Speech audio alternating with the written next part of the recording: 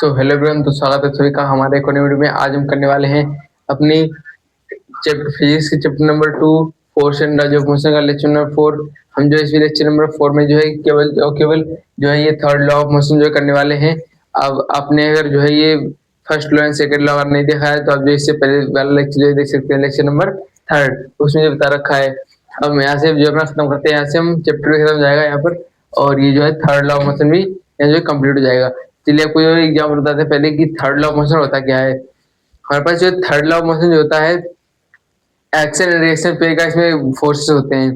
जैसे कि आपको मैं दिखाता हूँ कि ये मार्कर हमारे पास है, नहीं जैसे मैं जो दीवार पे से मार रहा हूँ, क्या कर रहा हूँ, ऐसे में 5 लेट कर लेते हैं कि मैंने ये दीवार पे 5 न्यूटन का इसे मारा हमने, ठीक। मतलब मैं दीवार पे फोर्स लगाया, 5 न्यूटन का फोर्स लगाया मैंने। तो जब हमने फोर्स लगाया 5 न्यूटन का फोर्स 5 न्यूटन का इस दीवार पे, ठीक, तो हमने क्या किया, एक्शन किया। एकदम से जो है दीवार ने भी हमारे पास क्या किया, रिएक्शन किया। एक्शन एंड रिएक्शन पेयर क्या होता है, साइमल्टेनियसली एकदम से हो जाता है, हम लोगों को पता नहीं चलता है, ठीक है। जिससे क्या किया हमने, एक्शन किया, 5 न्यूटन का फोर्स मैंने लगाया दीवार पे, तो दीवार पे हम पे क्या लगाएगी, 5 न्यूटन का फोर्स।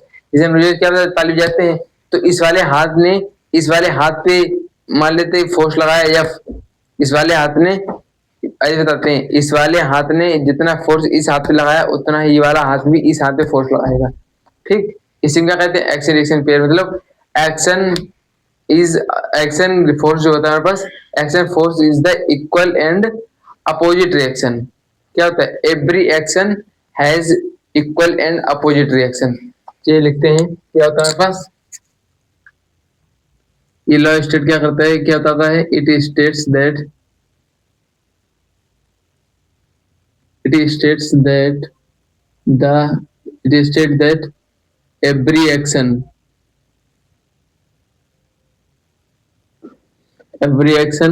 has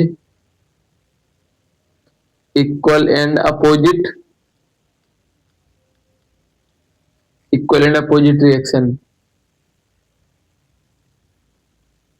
क्या होता है, इक्वल एंड अपोजिट रिएक्शन होता है। जैसे कि मैंने जो इसे फोर्स लगाया मार्कर से 5 न्यूटन का फोर्स लगाया, ठीक, कितना, 5 न्यूटन का फोर्स लगाया, फोर्स इक्वल है एंड अपोजिट रिएक्शन। मतलब मैंने सिर्फ फोर्स लगाया 5 न्यूटन का, तो क्या है, फोर्स इक्वल है। मतलब मैंने 5 न्यूटन लगाया तो उस दीवार ने भी इस पे कितना लगाया, 5 न्यूटन का, मतलब इक्वल हो गया। एंड अपोजिट, मैंने इस पे से लगाया तो एकदम से वापस लगाया, तो अपोजिट लगाया, तो क्या हुआ, एवरी एक्शन, मैंने एक्शन किया तो every action has equal and opposite reaction. Okay, ये लिखा। अब लिखते हैं कि एक्शन और रिएक्शन क्या होते हैं, action and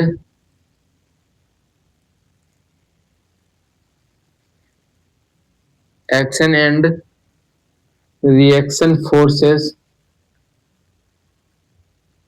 action and reaction forces are, ये क्या है, आर इक्वल, दोनों इक्वल होते हैं, एंड एक दूसरे के क्या होते हैं, opposite and acting on different bodies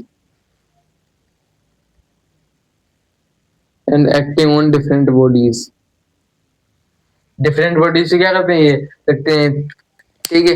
एक एग्जांपल जो आपको पहले दिखाए, अब देखते हैं कि इससे आपको एग्जांपल देकर दिखाते हैं। जैसे कि हम देखते हैं वहां पर क्या डब्बा है, मैं जैसे कि अब दिखाते हैं आपको एग्जांपल के साथ। जैसे कि ये वाले हाथ से जो मैंने इस पे फोर्स लगाया, इतना मैंने थप्पड़ मार दिया, ऐसा कर दिया, जितना फोर्स लगाया, कितना लगाया, लेट कर लेते हैं, फिर से 5 न्यूटन का फोर्स लगाया, इस हाथ ने इस पे 5 न्यूटन का फोर्स लगाया, तो इस डब्बे ने भी जो मेरे हाथ पे कितना फोर्स लगाया होगा, 5 न्यूटन का फोर्स लगाया होगा। समझ में, मैंने इसे 5 न्यूटन का फोर्स लगाया तो इसने भी एकदम इक्वल फोर्स लगाया, अपोजिट फोर्स लगाया। मैंने ऐसे लगाया तो इसने अपोजिट एकदम से लगाया। तो ये किसका एग्जांपल हो जाएगा हमारे पास, एग्जांपल किसका हो जाएगा, थर्ड लॉ ऑफ मोशन का, ठीक है। अगर आपको जो ये थर्ड लॉ ऑफ मोशन अच्छे से क्लियर हो गया हो तो आप जो कमेंट बताइए कि आपको जो कैसा लगा। अगर वीडियो अच्छी लगी वीडियो को लाइक कर लें और चैनल को सब्सक्राइब कर लें, ज्यादा से ज्यादा अपने दोस्तों जो वीडियो को शेयर करने तक के लिए थैंक यू।